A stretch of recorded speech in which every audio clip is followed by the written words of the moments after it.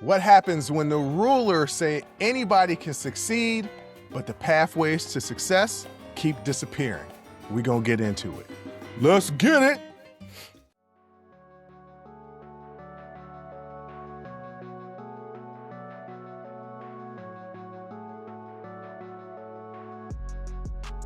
Welcome. First of all, welcome. This is Unsolicited Perspectives. I am your host, Bruce Anthony, here to lead the conversation in important events and topics that are shaping today's society. Join the conversation and follow us wherever you get your audio podcast. Subscribe to our YouTube channel for our video podcast, YouTube exclusive content, and our YouTube membership. Rate, review, like, comment, share. Share with your friends, share with your family, hell, even share with your enemies.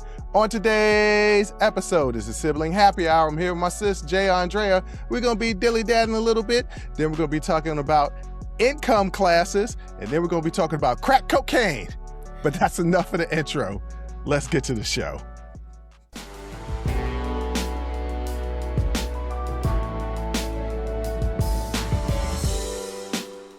What up, sis?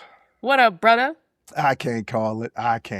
Before we get into the show, we get into dilly-daddling, I got to give the people an update. We're going to be taking a little break. Mm-hmm. The holidays is coming up, and we are taking a break. Now, we will not be releasing episodes next week. That's the week leading up to the 4th of July. We will be back that Tuesday after the 4th of July with this really dope interview that I did. So we'll be back in full effect then, but we're taking a week off. This will be the last episode until I believe the 7th. I think it's that Tuesday. Yes, the 7th. So enjoy this, ladies and gentlemen. But also, we got plenty of content on our YouTube. Plenty of content that y'all don't, if you only listen to the podcast, I don't know why you only listen to the podcast. Because if you go on our YouTube channel, there's a lot of stuff that's on the YouTube that isn't on the podcast. So you can go and check that out. A lot of nice videos, Bruce, pissing me off. So please go on the YouTube and check that out. Well, for some reason, you all seem to like that. So if you like seeing me get pissed off, watch our YouTube exclusives, because I definitely get pissed off during those. Yeah, I tend to pick Reddit stories that are going to agitate my sister because I know that's good content. So that's just the way it is. Yeah, that's true. Jay, you asked me a question. Rest in peace to my blood pressure. Look, rest in peace to both of our blood pressures on for real. You asked me a question because you read the rundown and you were like, America is Mike Tyson. Bruce, what the hell does that mean? Yeah.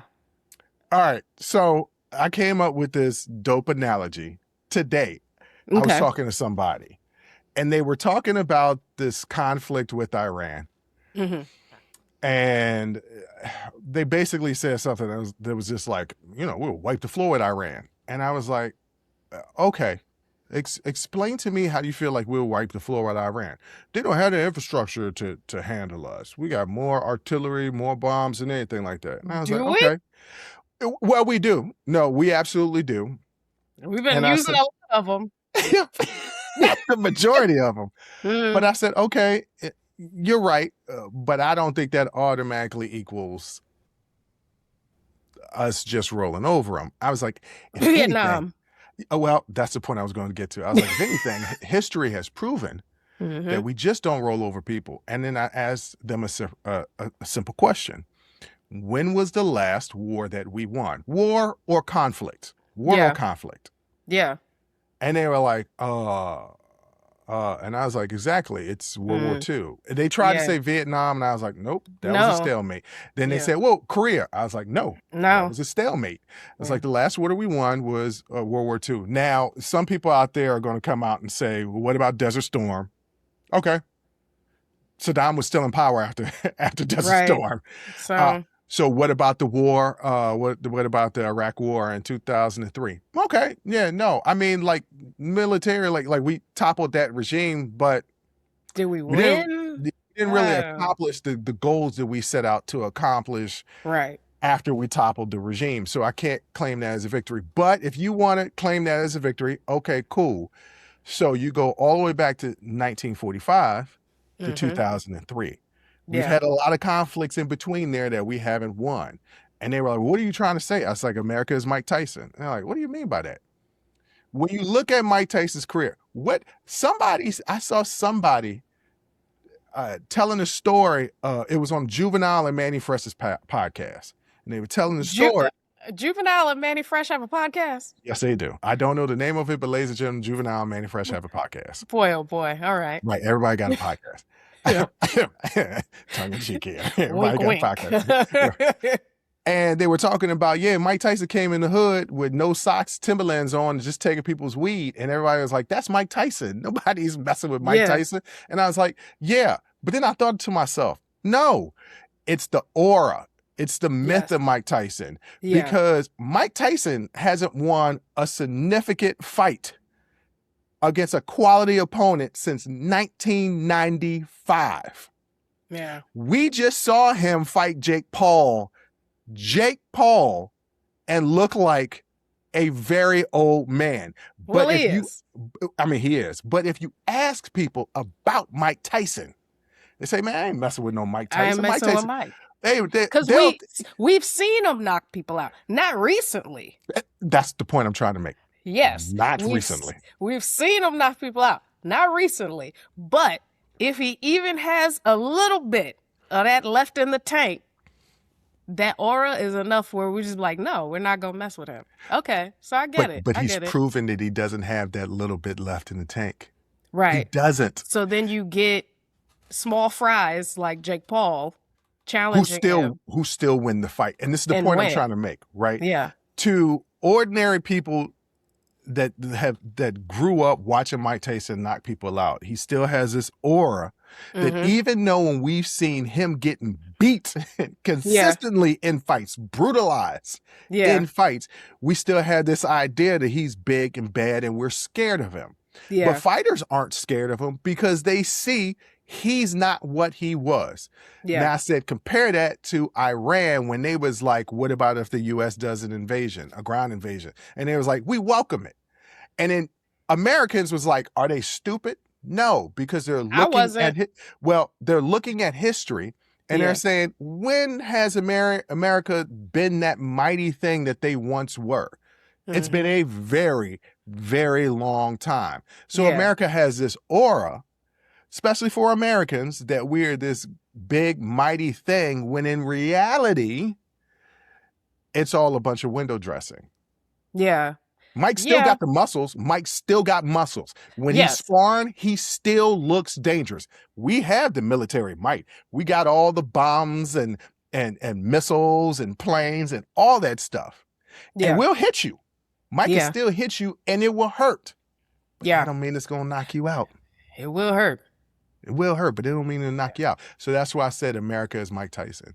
And people need to start to realize, people like China don't fear us. People like Iran don't fear. And there's a big difference in nations between China, who we look at as a real threat, and Iran, who we don't look at as a real threat, generally speaking, as Americans, but who see themselves as a threat.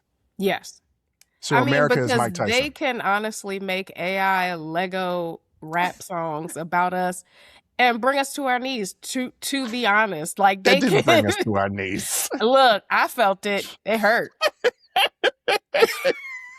People are going to be like, so what? You don't love America?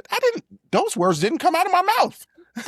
You can be critical of something and still love it, y'all. Like, those things can coexist. I can love my country and still be like, it needs work. And they're like, well, you're not a patriot. Yo, I feel like I'm more of a patriot. Yeah, because I'm like, hey, I don't want to risk these great American soldiers' lives off of an ego trip. Right. Thinking that we just gonna run people over. Right. That's not the case for us anymore. And that's honestly the mentality of this administration. They think, oh, this is America and our military might, and they think that they can just go in places and run things. But we don't have a history of that going well. For over 80 years. I had to do the math real fast. It's 80 years. 80 Yeah. years. World War II ended in 1945. 1945. It was a stalemate in Korea. It was a stalemate in Vietnam. Korea was shorter. Vietnam was longer. It was a stalemate. The whole war on terror, the war in Afghanistan, stalemate. Mm-hmm. Stalemate. There was, yeah. So and this with Iran, first of all, we went in and made a problem where there was none. So regardless of the closing outcome, of the strait. Yeah, there was, and they were not a nuclear threat. Yes and no. Yes and no. Did they have the capability? No. Do they want a nuclear weapon? Yes. People in hell want ice water. That don't mean that they're a threat. Well, like people in hell can get ice water, but Iran can maneuver to get a nuclear weapon. So that's not. But not without the world seeing. True. True. You know, they can't do it. Okay, and then we step in. Them wanting something, that's great. When we see actual movement towards you getting that thing, then we step in. Mm-hmm. But he went in on some nonsense. There wasn't a problem. The outcome of this conflict, regardless of what it is going to be a loss because there wasn't a problem in the first place, and we wasted a lot of money and resources on a conflict that didn't need to happen. All right, there was a problem. They just didn't go in for that problem. Had this administration stated, "Yo, y'all are killing people who are protesting you, your own people, at an alarming rate. This is a humanitarian crisis. You either end this or we're standing up for them." That's a totally different ball game. That would have been justified to go in. Is not humanitarian. Well, okay. I'm just saying there are reasons to fight Iran. I'm not defending Iran at all. It is a regime that needs to be toppled. Yes. And I didn't want to get into a debate about the administration. I know you like to, if you could dig at them. I'm talking about our perception of ourselves. Yes. How some people just don't realize, hey, that right hook ain't right hooking like it used to. It's not. You looking real Chuck Norris and Walker Texas Ranger. Everything's in slow motion. Well, Walker was still whooping ass. No, them kicks was in slow motion because Chuck ain't have it. No, God rest his soul. Chuck, I think they slowed it down because he was so fast. Chuck was MAGA. At the end. I'm gonna say he had dementia or something. We caught him slipping toward the end. That's all I'm Maybe? No, they didn't slow down his kicks because his kicks were too fast. The man was 60 years old. Let's put it this way. I still wouldn't mess with him. And in case of point, that's what I'm talking about with aura, right? Yeah, you can't mess with somebody that'll throw a roundhouse and some Jabot jeans like that. Not Jabot jeans. And cowboy boots. No, I wouldn't mess with somebody like that. Jabot jeans. That's hilarious. All right, so that's what I meant with America is Mike Tyson. Yeah. I think that a lot of people still think that we live in it, and they want to go back in 1945, the 41 to 45 when we entered in the war. And the generation that they dubbed the greatest generation, that wasn't. But I'm not going to get into that because I've already talked about that. But this perception of what you say you will. I said also go back to that time and ask them people how happy they were. Well, I'm sure a certain segment of the population was very happy during that time. Rich people, as they always are. Well, that wasn't the segment I was talking about, but I mean, look, not all rich people are happy too, by the way. We're going to get into money in the second segment, but look, hey, let me ask you a personal question. Yeah. You making a hell of a lot more money than you used to. Are you happier than you were before? Hey, I almost cussed. You absolutely right. Yes, I am. But It's wait a minute, static. you got so many more things that's been happening that's been making you spend your money. I know, but I got it to spend. True. So True. even when disaster strikes, I'm like, all right, well, at least I can take care of this disaster, whereas before I could not. All right. Yeah. I mean, it is a little bit nicer with some money in your account. Yeah. You'd be like, yes. I think our brother said, no, money can't buy happiness, but it's much more comfortable to cry in a Benz than a Toyota. Speaking of money, did I tell you about my gift card story? No. I have purchased e-gift cards from Target before and sent it to people and never had an issue. Yeah. I bought an e-gift card for a person. Mm-hmm. Celebration of something. I'm not gonna get into specifics. And it was a hefty gift card. It was $200 that I sent to this person, you know? Yeah. And when they went to use it, they said, hey, I went on to the little My Balance Now thing, and it's saying there's a hold. I said, what? So that's embarrassing to me that I send somebody a gift that they can't use. So I contact the customer service at Target. And they said, oh, well, sometimes this happens when somebody clicks on a link to go access their card and there are cookies involved and they'll lock up the card because hackers try to steal people's gift cards. And I said, okay, it would have been cool if somebody had contacted any one of us, because you got my email address and their email address. But okay, how do we unblock this? This is me. I have my order ID number. Here's my credit card number that I used to buy the gift card. Let's go ahead and get this block off. Oh, we can't do that. We have to escalate it to technical services. All right, well, let's escalate it. Let's get this taken care of. What do you mean? Right. Do the next step. It gets worse. It gets worse. I bought this on May 31st. As we're filming right now, it is June 24th. Mm-hmm. I contacted them that day and they said, okay, well, there's no block that we could take off, but we could issue you a refund. I said, cool, go ahead and credit the money back to my account. I'll just buy a new gift card, but I'm going to just go get the physical gift card and go meet this person and give them the gift card. But just go ahead and refund the money. Oh, we're going to have to send you a check. What? Okay. How long will it take for this check to get here? 7 to 10 days. Oh, excuse me. Business days. Business days is a lot different than 7 to 10 days. Yes. Okay. I was like, so let me just get this clear.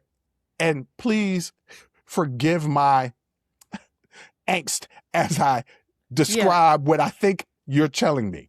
Yeah. You're saying I just spent $200 for a person's gift that I can't give to them, that I won't give my $200 back for 2 weeks, that if I want to give them a gift right now, I'm going to have to spend another $200. So I'm going to be out of $400 today to give them a $200 gift, and the other $200 I won't get back for 2 weeks. Yes, sir. And this is all your fraud process. Their fraud process. Theirs. And this is the thing that get on my nerves about corporations. Mm-hmm. Who's running y'all? Because you would think you would try to make processes as easy as possible for your customers, mm-hmm. because that's less of a headache for you. Yeah. You're right. If you could just credit, and it's 2026, you can get stuff on a debit card instantly. You can instantly transfer money from your Apple Pay. You can instantly transfer money from your Cash App. You can Zelle somebody. So don't tell me to get my money back is going to take 7 to 10 business days. Don't tell me that when I know I can move money around instantly. Mm-hmm. In a minute. So you want to know when I finally got my $200? When? Yesterday. I had to call them again. That is more than 7 to 10 business days. Yep, I had to call them again and be like, yo, where's my money? And dig this here. It's a gift card, right? Mm-hmm. Mm-hmm. What I put on the gift card was $200, but the mm-hmm. gift card actually cost me $206.95. Right, you got to pay. There's a service charge to activate it. Yeah. They sent me a check for $200. I want my $6.95.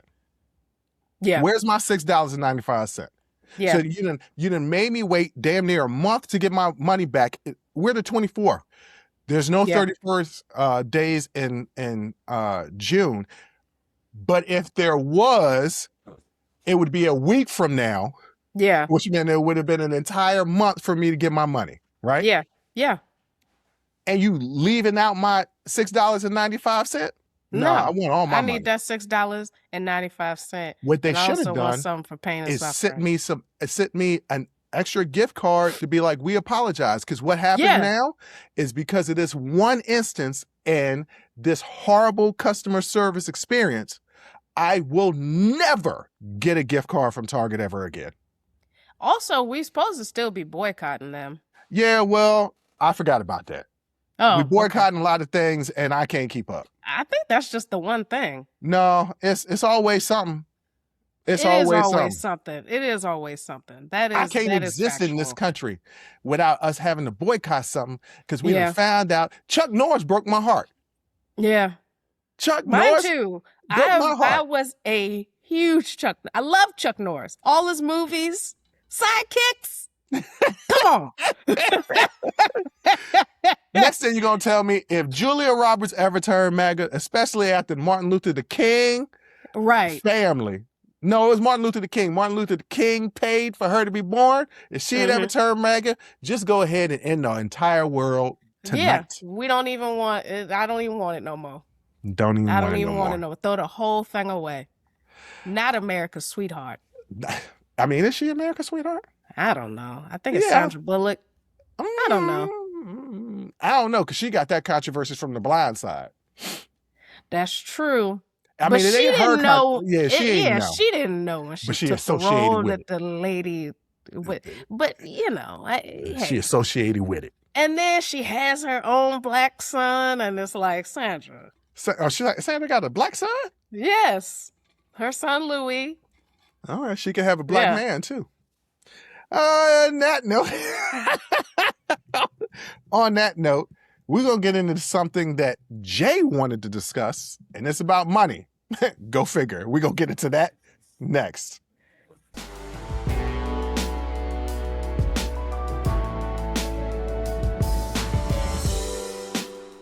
All right, Jay, you sent me this interesting clip the other day, and it was talking about the income... charts, the income classes. Yeah. All right. The income classes for 2026 in the United States. And it was interesting. Some of it was factually incorrect. So I had to do a little bit more research. Of course, it's the internet. But it was still interesting. Do you want to go into it, or you just want me to just give everybody the background? Because this is essentially okay. All right, you're gonna push all the work back on me, and it was your idea. Okay, that's fine. Yeah, no problem. Yeah. You know what I do? I send you something. I say topic ? And then you do all the work, and then I come in and give my 2 cents, and the audience loves it.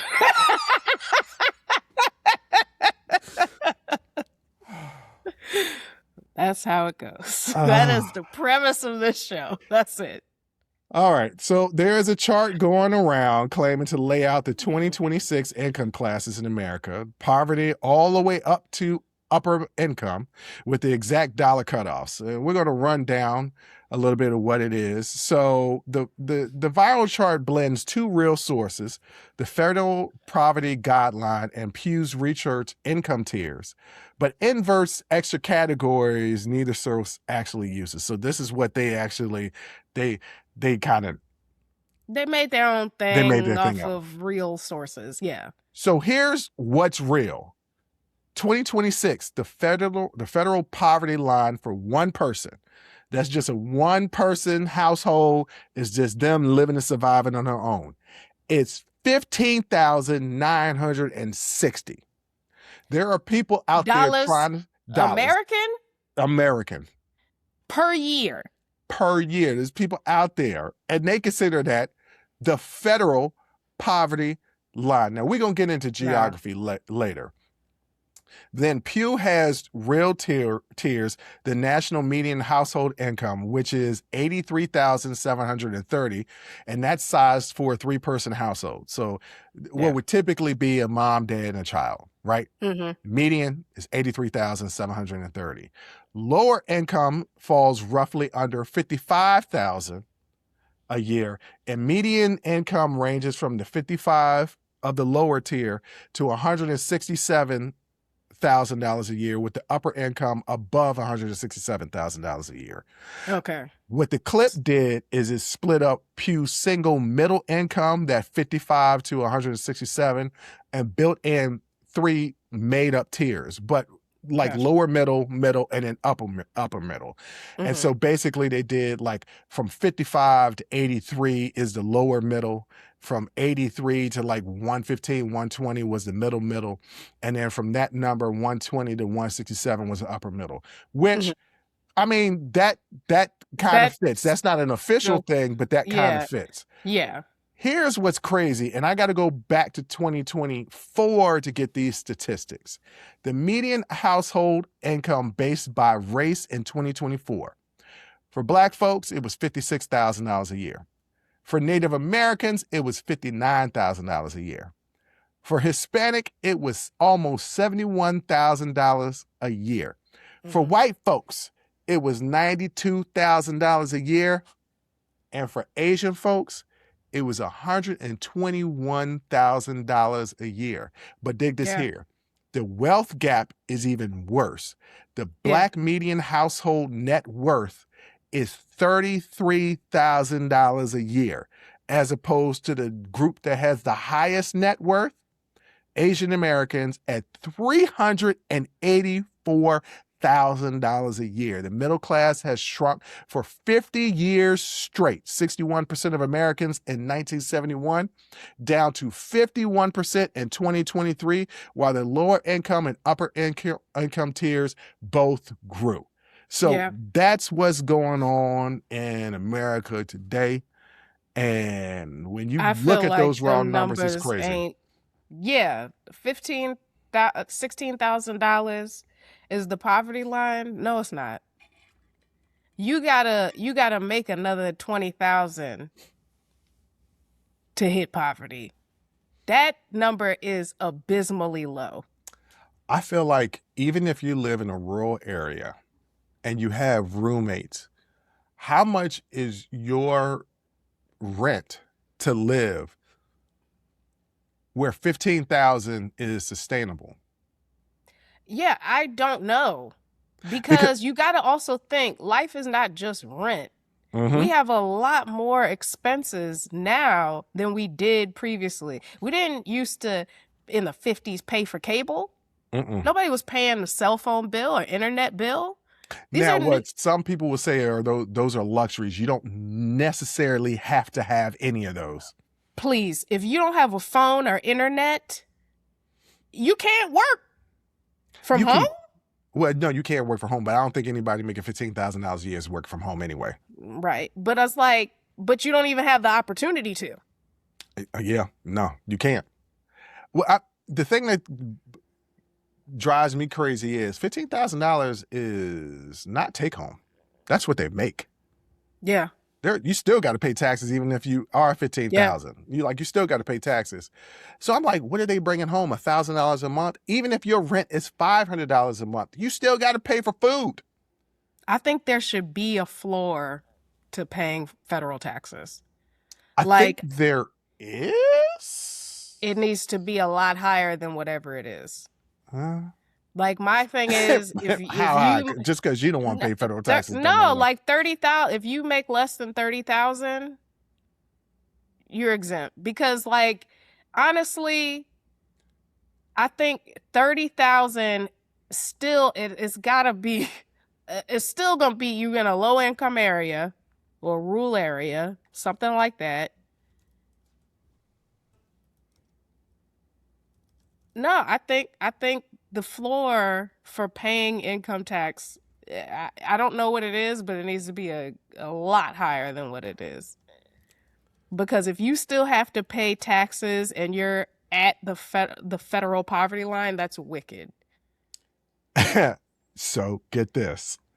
Under the age of 65, if you file single, it is you don't need to file a federal income tax return if your gross income falls below the IRS standard deduction limit, which is $15,750 for a single person. So what was the number that I gave? It was 15,000. The median income is 15,960. They got to pay federal taxes. Yeah. Now it's not a lot, but they got to pay it. It's not going to be a lot, but you have to pay it. And I think that that's honestly ridiculous, especially when we see the income gap, the wealth gap continuing to expand. More people are falling into low income and upper income. But it's like, and I know it sucks, but if you make a bunch of money, you got to give some of that back to the country. Yeah. But if you don't. So I often get into arguments with people that, they're like, I make the more money I make, the more money the government gets. And I was like, yeah, okay. Like, I get it. It. But also you benefited from other people that pay taxes. What do you mean? I was like, you went to school, didn't you? Yeah. You drive on the road? Like, people pay taxes. It goes towards everybody. So you got an opportunity to get a free education when you went to public school, to give you an opportunity to make the money. You're making the money now. You got to pay it back. You got to pay it forward or pay it forward. You got to pay it forward. And that comes in paying your damn taxes. And then you go, oh, John, are you a socialist? Probably. I don't know. I don't know the definition of it. Could look it up. I haven't. I don't know what any of that stuff means. I believe, yes. When you look at the ideology, what is supposed to be socialism, everybody will say, yeah, everything in praxis it always breaks down. Even democracy. Sure, you're right. The idea of socialism is a utopia. The problem is there is always going to be somebody greedy. Yes. But we live in it. That's the problem with literally every kind of political structure. Is there's somebody greedy. Always somebody greedy. But we already have socialist programs. Social Security is a socialist program. Yeah. So Medicaid is a socialist program. Yeah. Even though they're trying to get a SNAP we have socialist programs. The numbers that surprise me, and I'm not attacking any racial groups out there, ethnic groups out there. You get your money where you can. How the hell are we the lowest median income household? What, black people? Yes. Look, I mean, okay. What you mean how? Oh, I know how, but the Native American one shook me because they literally, America threw them and gave them the worst land, and they live in poverty, but I guess them casinos be hitting.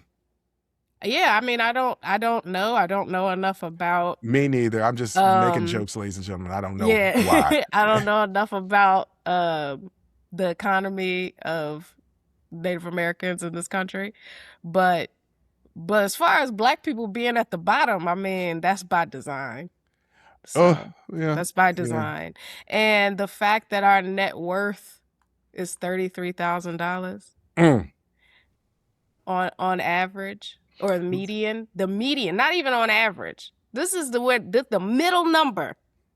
That means the net worth, if the middle number, the median, is 33,000, the spread of that ain't gonna be that wide. I mean, 1, 2, 3 standard deviations. The spread of that ain't that wide. I'm sure there's outliers of like people who have absolutely no net worth and people who have a lot of millions, billions. I mean, because Jay-Z and Beyonce exist. They do. Okay, those are outliers. But when we look at that bell curve of where people fall, like, it's abysmal. It's abysmal, but it's by design. When you deny people access, when you institute things like redlining to keep us from home ownership. That's the main piece to building generational wealth, to building wealth in general, but certainly generational wealth is home ownership. And so when you block people from home ownership, either by denying them access to neighborhoods, loans, what have you, or saying their property isn't worth as much, taking down the property value of their home and their neighborhoods. Yes. Yeah. And then when they do, or when we do build middle-class neighborhoods and towns and cities, you come and you raise them to the ground. So like when you keep denying people access to the things they need in order to build up a net worth and generational wealth, then naturally we're going to be at the bottom. And again, that's by design. And I think, sorry, I lost my train of thought. Hold on. Damn, how you lose your train of thought? It was that quick. It was that quick. AIDS. I'm getting old. ADHD. We was talking. Both. I'm leaving this in. Both. I'm leaving this in. Don't leave this in. No, because I lost my train of thought. Hold on. I was going to say something. I'm a filibuster until you bring back your train of thought. No. I'm cutting this. I'm leaving this in. No, because when I mess up, you're like, no, leave it in. And when I and you never leave it in. Yes, I do. Every time I mess up, I be leaving it when I do the stumble stuff. Not when I actually have to do the cuts. But when I do the stumble stuff, I leave it in. But you losing your train of thought, they need to see it. They need to realize I'm out here doing all the work. All you got to do is come in and bring some damn opinions, and then here you are. And then I lose my train of thought. Your train of thought. Well, in my defense, I've been thinking all day, right? Like in my job, everybody thinks all day. All day, okay? I think all day. So what you asking me to do some more thinking? I'm asking you to react. I ain't got a lot of brain cells. They're not firing on all cylinders, okay? Look, we was talking about our Black people don't have a lot of income, don't have a lot of wealth. That's what we were talking about. Is it coming back to you at all? Yeah, I think I made my point. I don't know. I think I made my point that all of that if you're surprised by the numbers coming out of Black households, you shouldn't be. This is by design. This is how America was designed. It was to have someone be on the bottom, and unfortunately, it's us. And they're going to continue to promote laws and systems and things like that continue to keep us on the bottom, because that lets them maintain and consolidate power at the top and wealth at the top. Somebody has to be at the bottom of this pyramid. But also the people at the bottom of the pyramid are what's holding it together. So once we recognize our collective power, like really, really tap into it, we can see these numbers shift. I agree with everything you're saying. Another thing that there are going to be some people in rural areas that look at $83,000 a year. That's a lot of money. And in some cases, it is a lot of money. Geography matters here. Yes. In the clip, it talked about, hey, New Jersey, New York, you can't live off $16,000. And you can't. No. You can't. Maybe in some rural areas, there's a way that you can make it work. Yeah. But hell, let me be real honest. Where I live, the median income, I believe, is $150 or $160. Or no. And that's for like a multiple family home. And that's just the lower income just to survive. Yeah. And people are like, well, you could just move. Maybe, but you got to go where jobs are. Yes. Right? If your job happens to be in a high income area, the hope is that your job pays you enough to live in that area, or you got to commute. And in the DMV area, I know people that commute 2 hours, 3 hours round trip to work. And it's still expensive even after commuting that 3 hours. So it's for people out there that's just like, that's a lot of money, you can make it work. There's always going to be some people out there that don't want to put themselves in other people's shoes. Geography matters here. Yes, it is great that in your rural town of Idaho, $20,000 a year, you got a 4-bedroom house and 2 acres, and you got a brewery in your backyard. Now I'm exaggerating, but that's great. Okay. Yeah. Yeah. You can't have that here in the DC area. The rats won't even live where you're trying to live No. if you got $20,000 a year. You can't. So No. that matters. What it shows me more than anything is that America is American. And this is what I mean by that. Because you've seen the middle class shrink, so everybody in the middle becomes smaller. And you see the haves and the have-nots expand. And that's how you get a trigribbillionaire. Yeah. Not a trillionaire, a trigribbillionaire. Yeah. I purposely missaid that, ladies and gentlemen, to make fun of the fact that we have a trillionaire. Actually, I don't know if he's a trillionaire anymore because them stock prices has dropped. They came back down. Who we talking about? That's South African. I don't claim him. I'm just talking about he's a trillionaire. He's the first trillionaire in the world. He's the first trillionaire in the world. Well, and I don't know. Is that American true? How much money would Mansa Musa if we took his wealth? I don't know. Into today, how much would he? I don't know. I don't know. But y'all stop buying them Teslas. What the hell? Why y'all still buying those? Stop. Actually, there's so many other EVs out there, and stop putting money in this man's pocket. That's not what's keeping them afloat. It's the Starlink contracts. Oh, God. SpaceX as a product is actually losing money. Tesla is actually losing money, but his government contracts and Starlink, that's what's propping up the entire thing. Sounds like me. It's a house on stilts. But regardless, it seems like the American economy is a house on stilts because you can't have the haves and the have-nots dominating while the middle class is at 51%. Yeah. Can't have that. Can't have that. I think capitalism, right, is operating as expected in this country.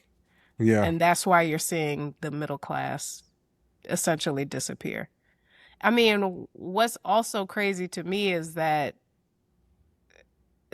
so these Pew realtors, are these 3-person households? They're saying middle class income for 3 people, 55, starts at 55.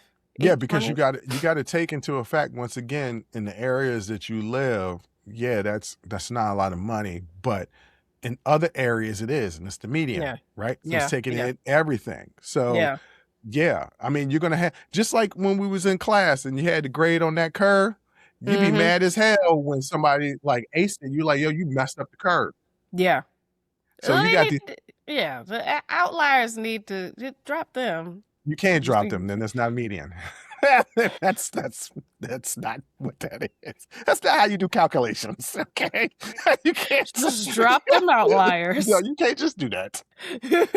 Just drop those outliers. No, I mean, that's really what median does. It compensates for that, as opposed to them doing the average, which would be much more highly affected by outliers. That's why they take the median. But I feel like that's low. And that's maybe because I've typically lived in areas that are expensive to live in. Mm-hmm. Not currently, but in the past. So, Atlanta's not cheap. It's starting to get much more expensive. Yeah, no, it's starting to get expensive. I think also what this thing showed me, there's something I already knew from personal experience, is that income isn't the same as security.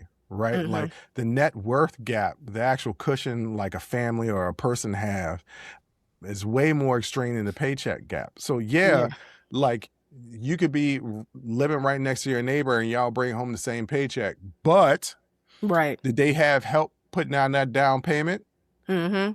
Or did they inherit that home? Did they inherit that home? Like all that stuff kind of matters. I had a friend of mine whose parents paid for them to go to college. They just wrote a check and it didn't. So they came out of college with no debt, right? So they could start fresh and clean. Whereas me, and I'm not knocking them for that, God bless them. God Yeah. bless them. Shout out to But that. but I remember when we got to adulthood and they were like, hey, I'm about to buy this place. Mm-hmm. And they was like, you should buy a place in the building too. It was this new condo building going up. They was like, you got it because you make more money than me. So you got it. So I don't know why you won't do it. I was like, man, I got it like on a day-to-day basis, but it's not Yeah. like I have wealth. Like I don't have a Yeah. cushion. And like, yeah, you can move in and you ain't got no debt. Like I'm Yeah. moving in and I'm coming in with debt already. So it's a Yeah. little different of a ball game. Yeah. You got to look at that whole balance sheet, not just Yeah. assets. There's liabilities on there too. So Mhm. like when you get down to that bottom line, no, you're in a better position than I am, even if you have a lower income than I do. Yeah. So people may look at these numbers and say, oh, I'm middle class, but are you? Because if you Yeah. got a lot of debt, you ain't living like that. I know people that in the middle class numbers, and it's just like check to check. Check to check. Check to check. You live in check to check. Sometimes it's their own personal, decisions. Sometimes it was stuff that was completely out of control. Life be lifing. Yeah.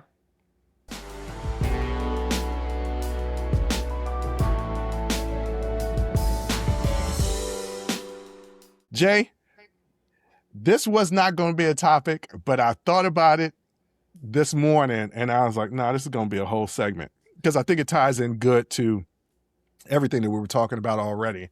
And you've been watching this documentary, and the documentary is called Crack, Cocaine, Corruption, and Conspiracy. It's on Netflix. It came out in 2021. It's directed by Stanley Nelson, who also did Freedom Riders and the Black Panthers. Yeah. It's about 90 minutes, and it's divided up into like 3 different chapters. You were having a ball watching it. Yes. Why were you having a ball watching this documentary? I think it's like weird to say, but it was oddly nostalgic because I don't remember the 80s as well, but I definitely remember the early and mid 90s. And it was just like, we knew people living a good life until they wasn't, involved with that crack rock. Involved as in distributors. Distributors. I didn't know nobody living a good life smoking. No. But we also knew people that was users as well. Yeah. But yes. like I guess not nostalgic, but it was just like, oh, I remember that time, and for some people it was great until it wasn't, and then for some people it was horrible.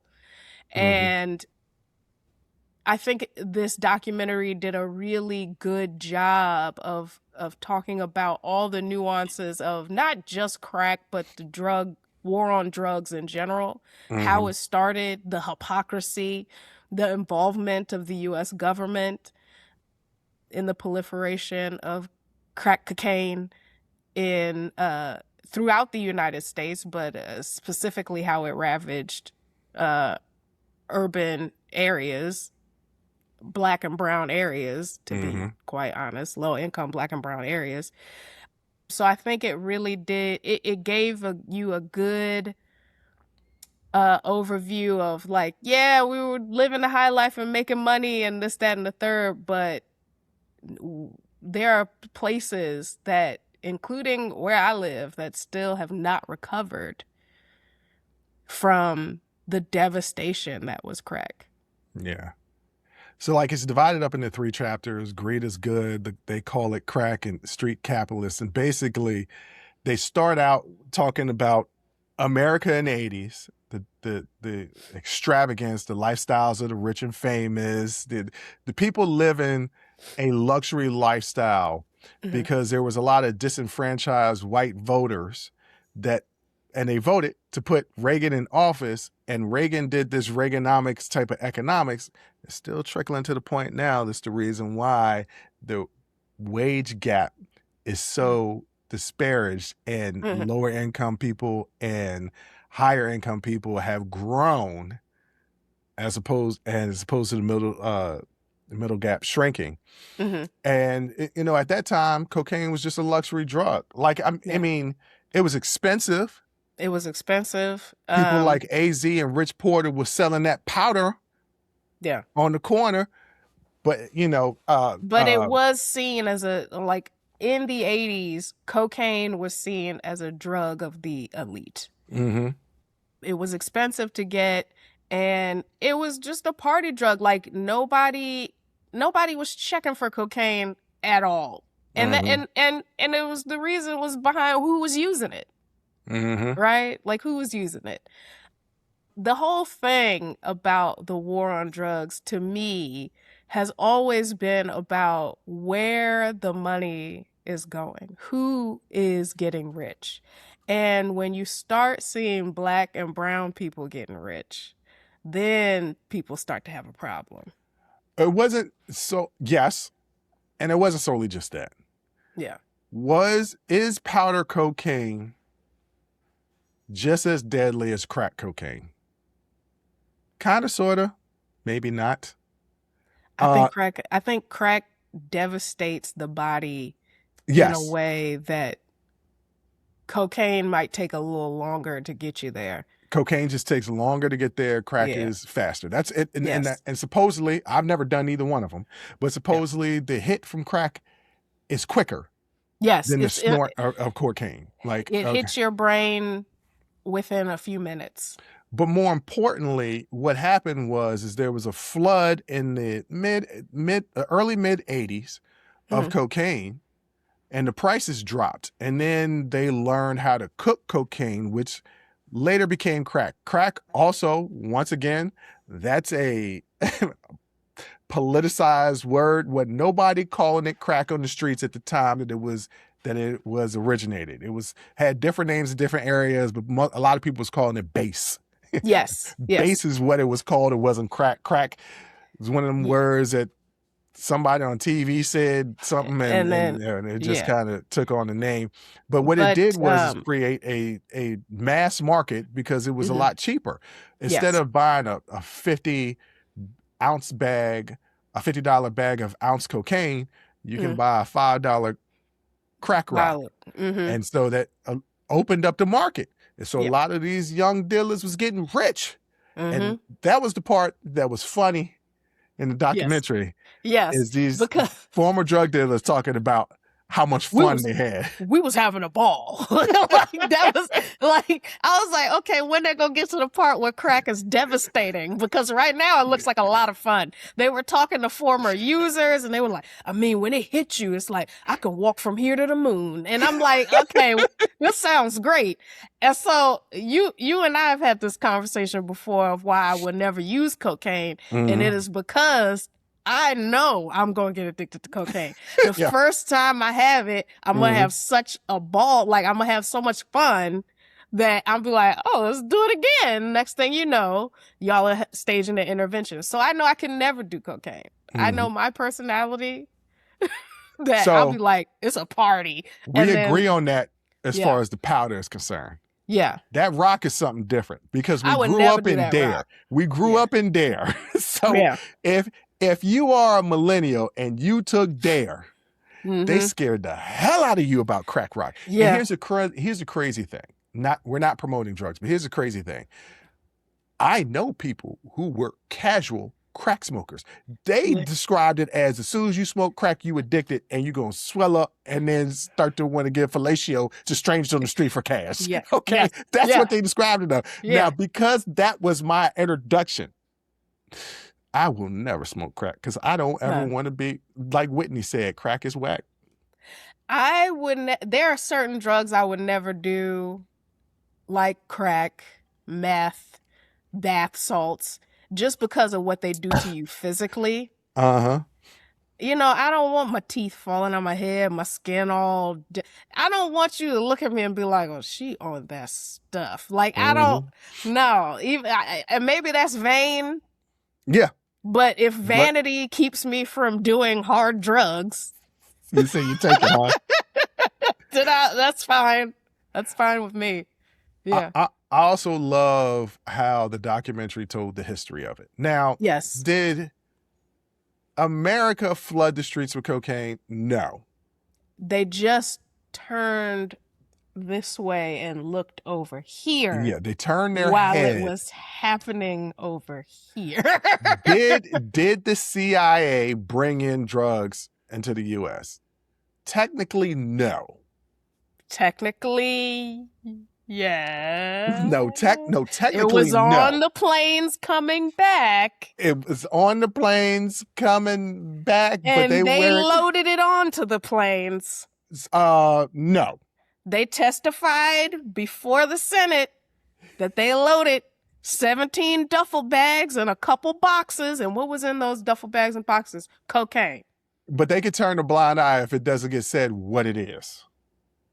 If you don't tell me what it is and I'm just moving something, I don't know what it is. I know what it is, but I don't know what it is. He testified he knew what it was. Yeah, okay, all right. So CIA was bringing it. The CIA was flying them planes back over into the U.S. So why would the CIA do something like that? Well, there was a thing called the Contras, and they were fighting a war down in Nicaragua? Yes, Nicaragua. Yes, in Nicaragua, because we wanted to make sure, it's the Cold War, we wanted to make sure that these Latin American countries don't become communist.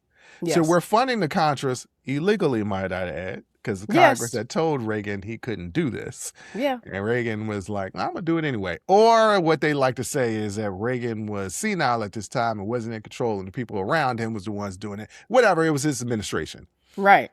That turned a blind eye because they needed to supply them with guns. And so they were in cahoots with people that were drug traffickers. I mean, hell, Manuel Noriega, who the U.S. put in power, come to find out was a narco trafficker. So, yes, as the government is saying we have a war on drugs, they are literally like, well, the war on drugs is for them.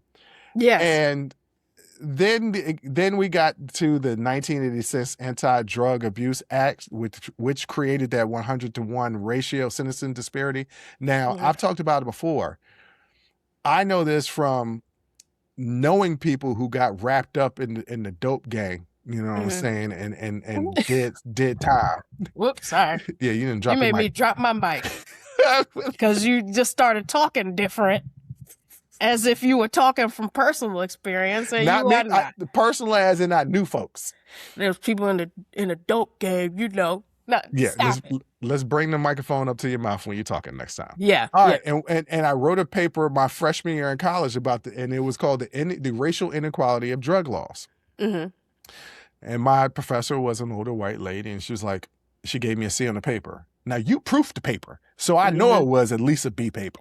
No, yeah, that was an A paper. I'm sorry. It was at least a B paper. And so she gave me a C on it, and I was like, no, I'm not going to accept this. She was like, I just don't believe it. I'm like, don't believe it. Like, I had my thesis statement. I had backed up my argument. I got it appealed, and it went before the English department head, and he gave me a B. He pulled me aside. And it was just like, the paper is good. I can't go any higher than a B because... it was a brother. He was basically like, yeah, I work here. I work with her. Yeah, it's politics. But I'm going to give you a B on this one. But it's a political paper. It is a political paper. And what it was basically saying is for every 100 grams of cocaine, you get the same amount of time as you would 1 gram of crack. And somewhere in my paper, I put the argument that's absurd because you can't have crack without cocaine. Right. Crack and cocaine are not different things. No. Crack is just cooked up cocaine. It's just the salt has been cooked out of it and it leaves you with the base. And that's why it's just base. It's just base. So you can do cocaine. Yes. Like you can do cocaine, right? But you can't do crack if you don't have cocaine. So why would it be 100-to-1? Right. Well, because people being arrested were black and brown that was using cocaine, that was using crack, and everybody else was using cocaine. And then Len Bias died, and that was all. Look, They passed laws in the 1994 crime bill. That's the reason why all these brothers is in Boy. prison now doing Yes. basketball sentences, because they had a few grams of that crack rock.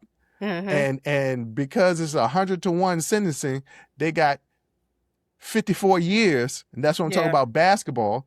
And yeah. So that's what basically happened.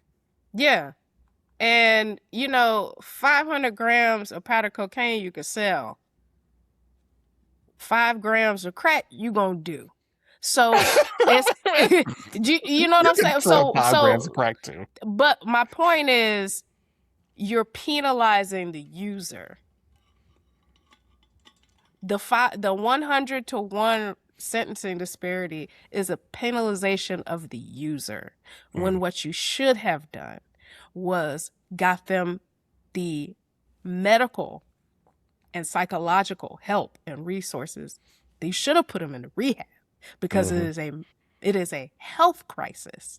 It is not a criminal crisis. True. Okay. They engage in criminal activity to get the money to get crack. If you get them off crack, then they're not doing the crimes. But if you just round everybody up and throw them in jails and prisons and jails, by the way, which have crack, you can still get crack rock in prison. Like, you're not solving the problem. And that's why we're here now 40 years later. And guess what? You still got folks on crack. Yeah. Also, what is not true is the narrative of the crack baby. Yes. This was a big thing in one of those media panics in the 1980s and 1990s, and the public was told the crack would create a lost generation. Children exposed in utero would suffer permanent developmental damage, and entire communities would be dealing with irreversible cognitive disabilities. And we all believed it. But years of longitudinal research failed to support the most extreme predictions. Most medical experts later found effects existed but were less catastrophic than originally claimed. Poverty, poor healthcare access, and environmental factors often had larger impacts than these quote-unquote crack babies. And the media coverage largely ignored all of these later findings. But the mothers were treated as irredeemable. So you have a whole segment of the population just being like lepers. We're not gonna deal with you. And once again, this is not to say that smoking crack rock and then having a baby is in any way a situation in which don't do it. Don't do this. Okay. Don't do that. Don't do this. Obviously. But what it does is it makes mothers, particularly Black mothers, right? Like you said, irredeemable. What it does is strips them of their humanity. Because now we label them and we label their children. So when they remain in poverty, when they don't have, and mind you, being impoverished means a lack of access, right? To healthcare, adequate housing, education, all of that. So when they're in poverty, after you've completely diminished their humanity, and whatever results from that results, right? Sometimes a life of crime, sometimes not. But whatever the end result is, or the destruction of that community or whatever, you can now say, well, of course. And that's inevitable, and we shouldn't care. Because they deserve it, because they're crack mamas having crack babies. And these are not people anymore. They're not human beings anymore. And I'm not even absolved of that kind of thinking. Right.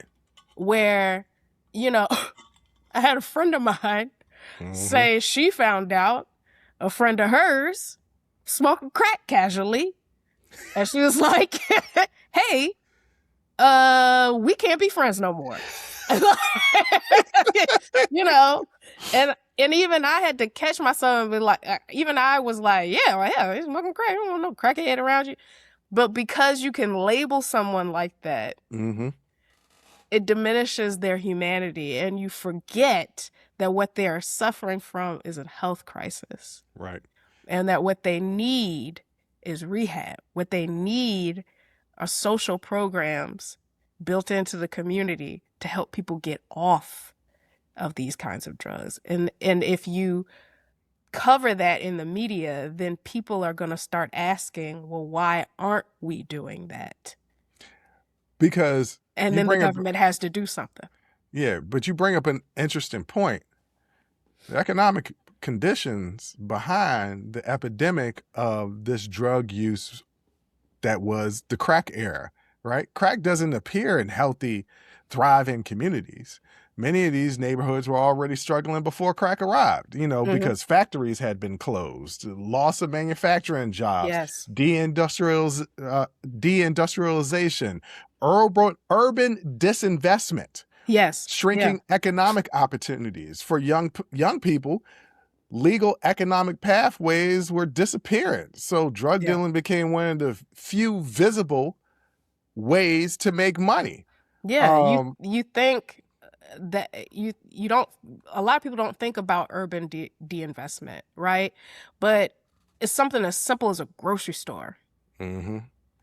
Where you don't have, like, not even grocery store chains are investing in placing grocery stores where people can get fresh fruits and vegetables in the community. So we're all shopping at corner stores and bodegas.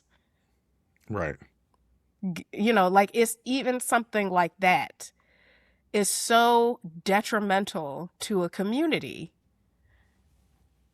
But again, if media reports that actually what we're seeing is this is an economic issue, this is a political issue, well, then now the hand of the government is forced, right? Because then people are wondering, okay, well, why are we not addressing this as a health crisis? Why are we not addressing this as a political crisis? No, what they want is to be able to label and then dismiss a population of people. And then what results in that? The income, the wage gap, the wealth gap, all of these things tie into each other. Yeah. This was just another way to disenfranchise a community. And it wasn't purposeful, no, but I think for the powers that be at the time, it was a happy accident. Mm-hmm. That we're going to get what we want to get done in Nicaragua done. And we can also wipe out the Black community. They didn't know. We're still here thriving. No. Yeah, because we ain't going nowhere. Like, it doesn't matter what you throw at our community. It doesn't matter. We're just going to continue to rebuild. Yeah. Sorry. Jay, before we get out of here, what do you want to leave the people with? Your mama's on crack rock. That has been in my head ever since watching that documentary. I forgot all about that song. It was a terrible song. I don't know why that existed, why children were singing it in the video, like in the song. Like, it was a horrible song, but that is, if I have that earworm, now the rest of you do too. So that's literally how you want to end. Okay. All right. Yeah. No, I don't know. What do you want me to say? Hey, Black people being disenfranchised in this country. News. That's not a hot take. It's not a hot take. You're right. You're right. Well, for me, before we end, I want to come back to something I talked about in the first segment. That idea that America is Mike Tyson. I'm not going to do the whole analogy again. You already heard that. But the part that stuck with me throughout the rest of the show was when we started looking at these income numbers and when we started talking about the crack epidemic, I kept coming back to the same question. Does the reality still match the story? America tells a story about itself that most of us grow up believing. Work hard, make good choices, play by the rules, and you'll make it. That's the promise. But then we looked at these income classes and realized the deeper conversation wasn't really about income. It was about opportunity. It was about access. It was about whether the pathways people are told to take are actually available to them. We saw a shrinking middle class. We saw racial gaps in income. We saw even bigger gaps in wealth. Because income tells you what comes in, Wealth tells you what you have to fall back on when life punches you in the mouth. Then we talk about the documentary and crack cocaine and that epidemic. And once again, the conversation comes back to opportunity. Not because dealing drugs was the right choice, not because people shouldn't be held accountable for the damage they cause, but because crack didn't appear in communities overflowing with opportunities.